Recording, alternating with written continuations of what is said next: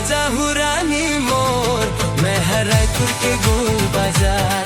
तोला ले जाहू रानी मोर, मैं रायपुर के गोल बाजार।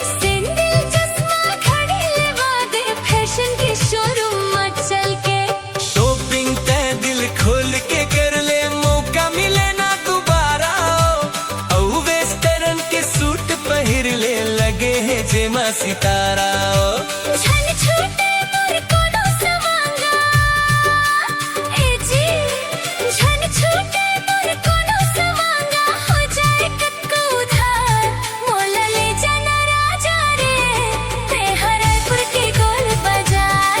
मोला ले जाना राजा रे, ते रायपुर के गोल बाजार।